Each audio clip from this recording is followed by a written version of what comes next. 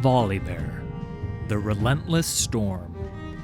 A biography from League of Legends. Read to you by Prestige Edition.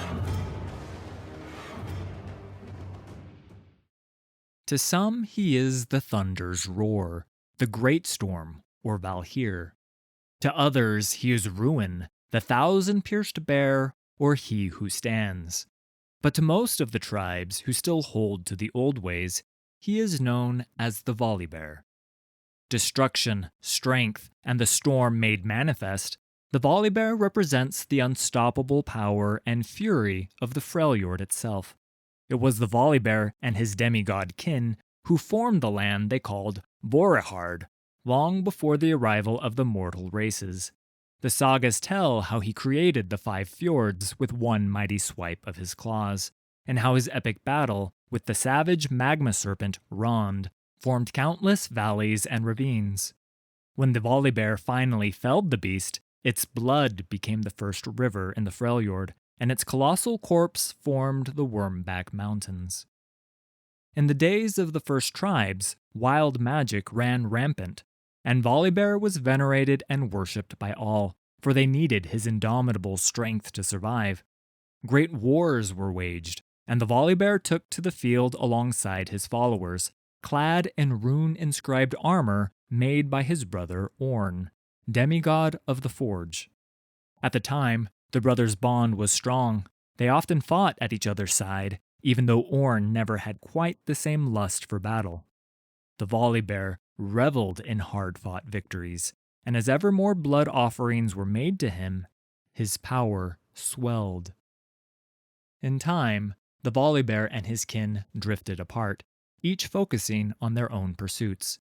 Even so, there was no true division between them, until new ideas began to usurp the old beliefs. 3 sisters rose to power, seeking to control and impose order on the Freljord, and the demigods could not agree on how to proceed.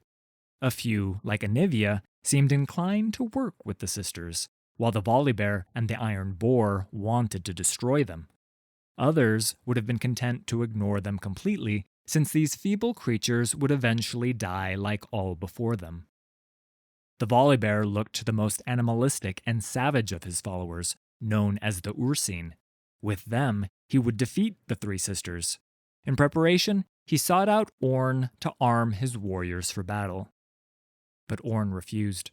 He did not approve of the Ursine's savage ways, and a terrible fight erupted between the 2 demigods. In the aftermath, the Volibear cursed his brother's name and cast off his rune-inscribed armor. He would fight from then on with just tooth and claw and might and thunder. Far from being lessened, the Volibear found his full power was now unleashed. With newfound rage, he confronted one of the mortal sisters who sought to steal the power of the demigods for herself. Before her entire army, he struck her down, blinding her, but he was unable to stop what she had already set in motion. As the centuries rolled by, and despite the Volibear's resistance, tribes began to venerate and worship the 3 sisters instead. Many of the more ancient practices were forgotten. He saw tribes cowering behind stone walls rather than face the rawness of nature. He saw fields being tilled and farmers herding cattle rather than hunting. He bellowed in fury to see great rivers dammed rather than be allowed to roar free. This was not his Freljord.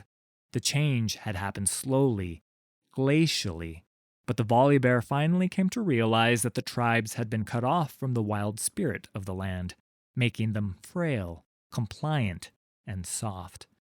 These weaklings had no reverence for the old ways or old gods. Anger and determination rumbled within him. He vowed to tear down all evidence of civilization and return the Freljord to its ancient state as a true wilderness. The people would become strong once more. He would again be honored and feared by all. As the call of the Volibear reverberates across the mountains and plains of the north, more and more Freljordians are responding. Slowly, the old ways are being remembered and re-embraced. and his strength grows with each new follower. A reckoning of blood awaits, and the Volibear is rushing toward it.